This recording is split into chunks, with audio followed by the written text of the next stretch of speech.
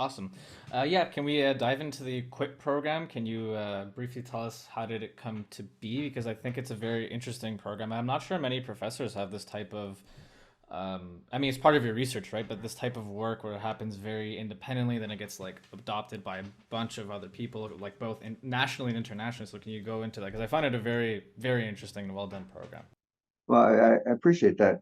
Um, I didn't realize, but I was a little arrogant, I think, when I first came to Ohio State, because I was thinking that, well, the problem with juvenile delinquents, is that they're developmentally delayed in their moral judgment, and so all we have to do is just remedy this developmental delay, and we'll see a diminishment of their offending behavior.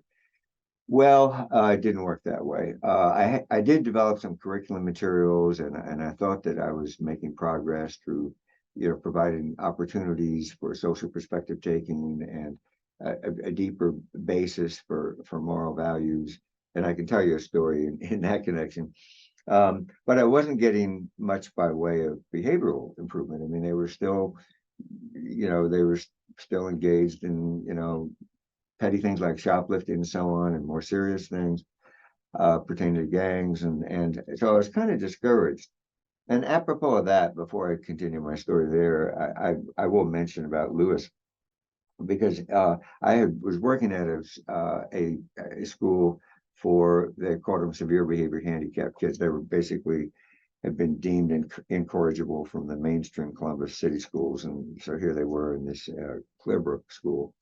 And so I was talking about Lewis, and I said, you know, do you think it's important for people not to take things that belong to others and to obey the law and to help others and so on? And Lewis started banging the table. He said, "It's Dr. Gibbs. It's very important. It's so important. I can't tell you how important." I said, "Well, I can see that you feel very strongly about that, Lewis. Can you tell me why that's so important?" He said, "Because there might not be people around. There could be cameras, you know." And I'm thinking, I'm not sure that's the most mature basis for understanding the importance of these moral values.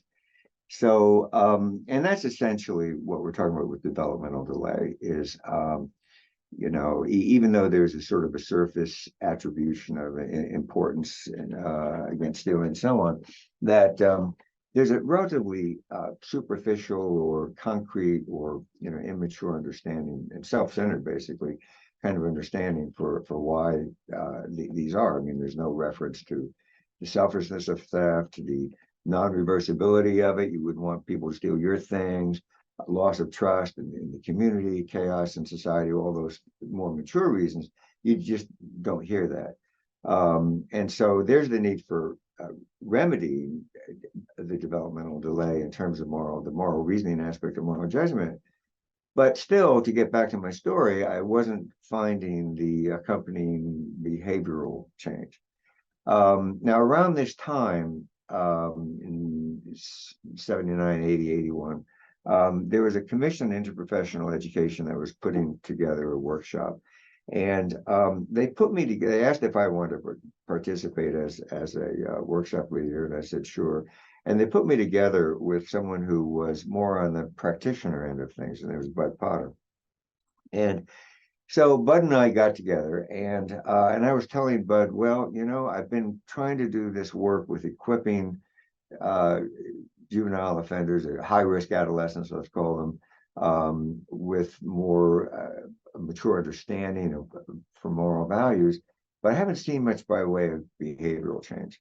And Bud was meanwhile saying his frustration was that he thought he had put together, thanks to guided group interaction and positive peer culture, an approach that got them serious about trying to change their behavior, but it just would typically degenerate into self-centered name calling and so we're starting to put our notes together and realizing that I had something that seemed to be good to equip at-risk adolescents, and he had something that seemed to be good to motivate them. But we were both frustrated because we started to realize we needed each other's approach. And that was really the start of Equip, realizing that you have to do something along the lines of amenability to treatment or, positive cultural change or what have you with the peer group before you start any kind of cognitive behavioral curriculum. And vice versa, you have to do both. There has to be there's kind of a synergy between them. So that's really the pitch that we made at the conference. And so that's kind of the way Equip got started. And then we've got it's going to be in January of 2024, but we have a revised and expanded edition of the Equip program that we're all excited about. So it's been a journey for over a quarter century, and I think we have a contribution to make along those lines. Well, congrats for having a program that's been lasting for that long. Most Yeah. obviously don't get off the start, so big congrats to you. Yeah, I do you have a can't question. accuse us. Yeah, you can't accuse us of rushing into the second edition. If it's been 25 No. years.